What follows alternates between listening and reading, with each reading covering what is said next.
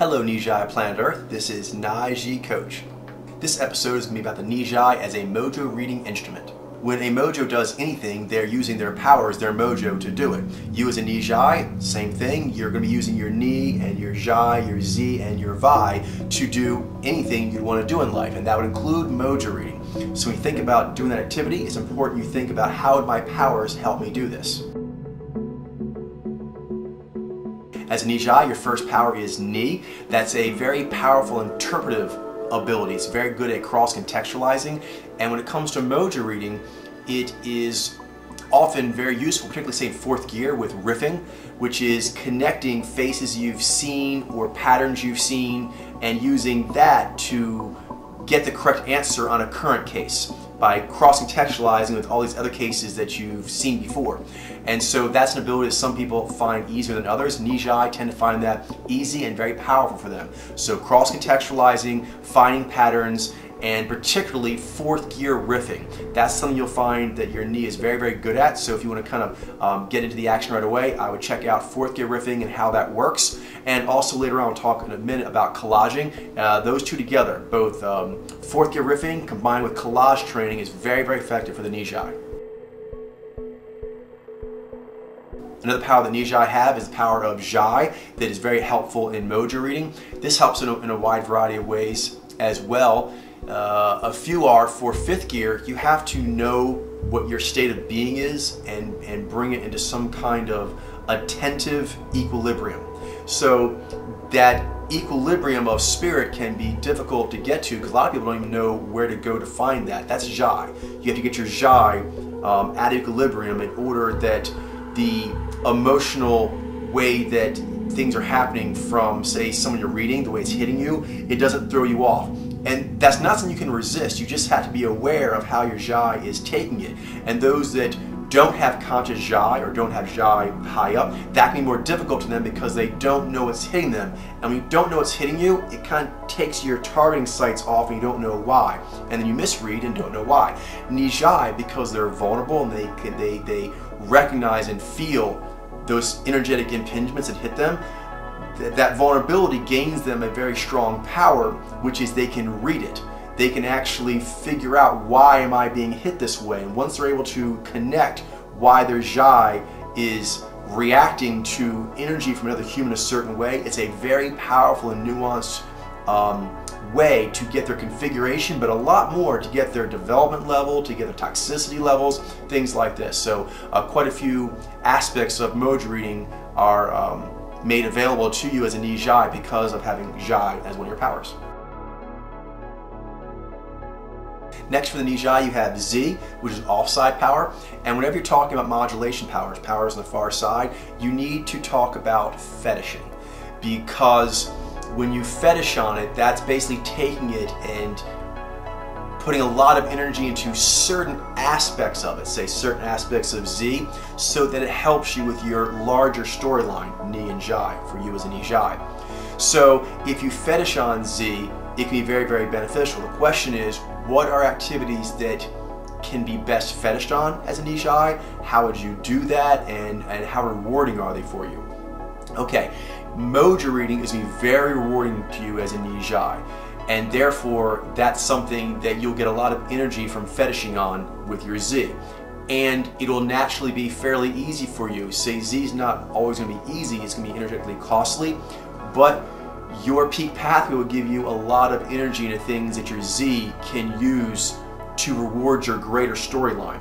And figuring out the nuts and bolts of how people work, their human design, that's going to very much feed the higher powers of the Nyy'xai. So studying the human design, looking at the templates, looking at the HUD screen, see when I go Ni, Xai, Z, Vi, see how the HUD does that, studying that, coming up with like a charts and graph in your head, that's something that will be very rewarding and very strong for you, because as Nyy'xai, there's an inclination to want to help people with like medicine, with psychological care, healing their spirits, help bring out their artistic nature that may actually be hidden and shy, things like this. So the way you would do that is you would need to actually come up with rehabilitation programs or a chiropractic regime or anything that would actually help a person build themselves up. And you could do it through physical therapy, you could be a personal trainer, you could be a doctor, there's lots of ways that could happen. This is actually like being a soul doctor. And so if you can kind of get your psyche to see it that way, then getting very organized schedules, charts, and graphs, that can be very, very rewarding because you're using it to actually do chiropractic healing sessions on another human soul. Finally, Vi, that is the polar power for the Nyy'xai, so that is one that's more difficult to get to and it takes more specialized fetishing. It's more expensive, but if you get it right, it really super bonus stacks your character.